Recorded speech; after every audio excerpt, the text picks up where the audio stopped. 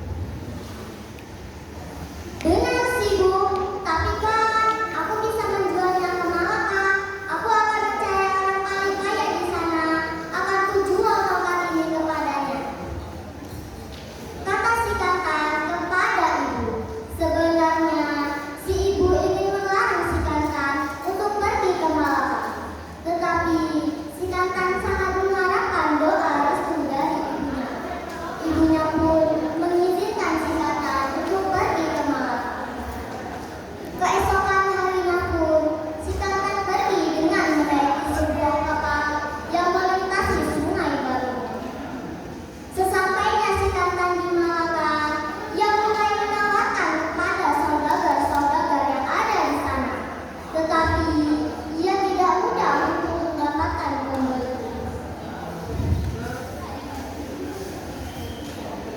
Tuan, belilah tongkat ini, Tuan. Tongkat ini berlapis emas dan batu permata. Tuan tidak akan menyesal membelinya. Belilah, Tuan, kata si Kantan kepada saudagar-saudagar yang ada di sana. Wahai anak muda, sungguh aku ingin sekali membeli tongkat itu. Tetapi aku tidak mempunyai cukup uang untuk membeli tongkat itu. Tongkat itu berlapis emas dan batu permata yang sangat banyak. Tidak mungkin aku sanggup untuk membelinya, anak muda. Itulah kata-kata yang sering didengar oleh si Kantan. Si Kantan sangat menyerah untuk menjual tongkat itu. Tetapi berita tongkat itu sudah sampai ke telinga Raja Malaka. Raja pun menyuruh pengawal-pengawalnya untuk menjemput si Kantan. Sesampainya si Kantan di istana, ia tidak hanya berhasil untuk menjual tongkat itu, tetapi Raja sangat suka kepribadian si Kantan. Akhirnya Raja pun menjadikan si Kantan sebagai menantunya. Setelah bertahun-tahun, si Kantan menjadi menantu Raja Malaka dengan harta yang sangat banyak. Sementara itu, ibunya tetap saja miskin, tinggal di gubuk di dekat Sungai Garut.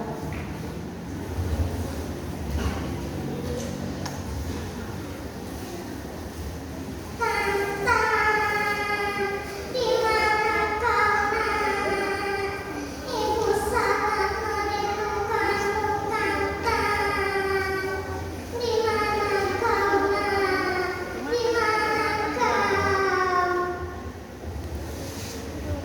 Itulah kata-kata yang sering dikatakan oleh ibunya ketika ia merindukan anaknya, yaitu si Kantan. Pada suatu ketika, si Kantan, istri dan pengawal kerajaan pergi dengan menaiki sebuah kapal yang sangat mewah dan sangat besar, ingin melintasi Sungai Garut. Berita si Kantan ini pulang tersiar kemana-mana, termasuk ke telinga ibunya sendiri. Ibunya pun langsung berlari ke tempat yang ditujuinya.